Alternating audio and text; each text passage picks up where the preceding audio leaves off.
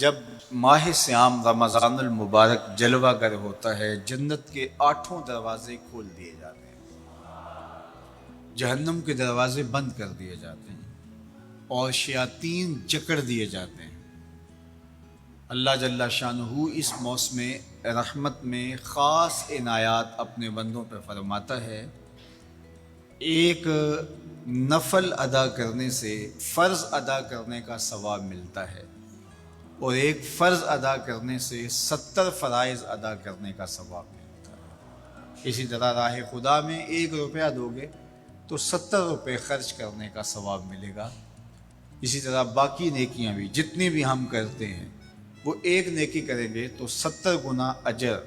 ماہ سیام میں ہمیں نصیب ہوتا ہے۔ اس لیے اہل ایمان کا یہ طریقہ ہے کہ وہ اس مہینے میں کثرت کے ساتھ تلاوت کرتے ہیں، کیونکہ ایک مرتبہ اگر قرآن مجید پڑھ لیا تو 70 مرتبہ قرآن مجید پڑھنے کا ثواب نصیب ہوا۔ ماہ سیام میں چونکہ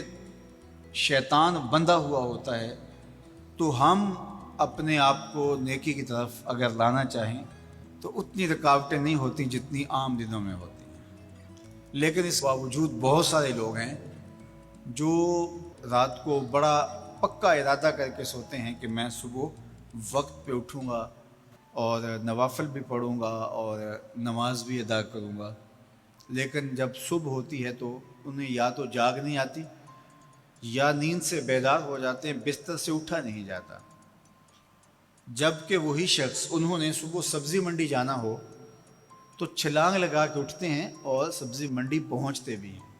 سستی طبیعت کا کسل نہیں ہوتا۔ عمومی طور پہ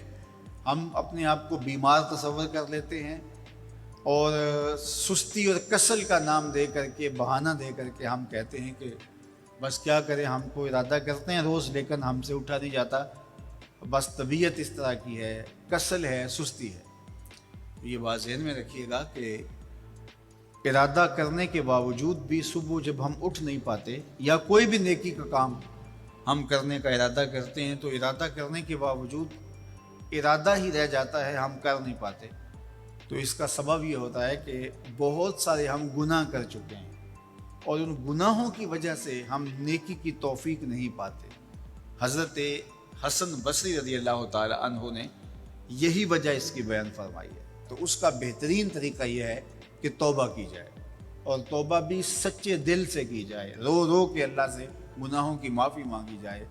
اور سچے دل سے جب توبہ کی جائے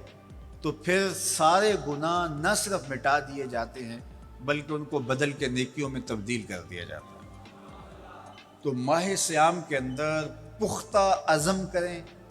اور اس عزم کو عمل کی شکل دینے کے لیے سچی توبہ کریں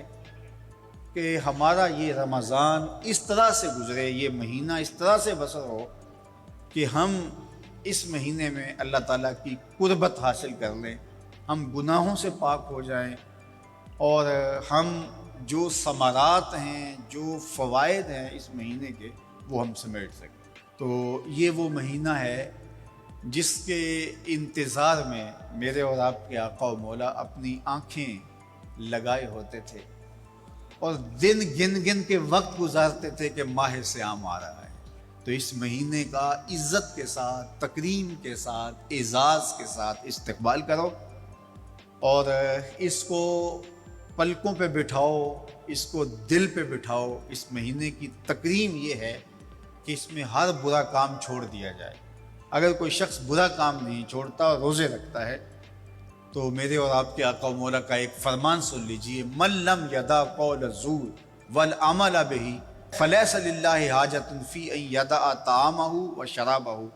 فرمایا کہ جو جھوٹ اور برے کام نہیں چھوڑتا، اس کے بھوکا اور پیاسا رہنے کی اللہ کو کوئی ضرورت نہیں ہے۔ تو روزہ خوراک بچاؤ مہم نہیں ہے جو چلائی جاتی ہے، بلکہ یہ تزکیہ نفس کا موسم ہے، باطن کی صفائی کا موسم ہے، اور باطن کی صفائی نہیں ہوتی جب تک ہم کوشش کریں۔ آپ کے بدن پہ بہت ساری میل چڑھی ہوئی ہے اور جمی ہوئی ہے بدن کے ایک ایک عضو پہ میل، تو آپ پانی میں چھلانگ لگا کے باہر بھی آ جاتے ہیں تو میل نہیں اترتی، چلو کچھ نہ کچھ فرق تو ضرور پڑ جاتا ہے، لیکن میل نہیں اترے گی۔ میل کب اترے گی؟ جب آپ اپنے بدن کو مل مل کے اس کے اوپر صابون لگا کر کے اچھی طرح سے اس کو جب اتاریں گے محنت کوشش سے، تو پھر آپ کا بدن مہک جائے گا، ہلکا پھلکا ہو جائے گا، میل اتر جائے گی۔ یہ موسم رحمت ہے، اللہ کی رحمتوں کا می برسے گا، اس سے کچھ نہ کچھ فائدہ تو ہوگا ہی، لیکن حقیقی فائدہ وہی حاصل کرے گا جو اپنے گناہوں کو مل مل کے دھوئے گا اور اپنے آپ کو صاف کرنے کی کوشش کرے گا۔ تو اپنے من کے میل اتارنے ہیں،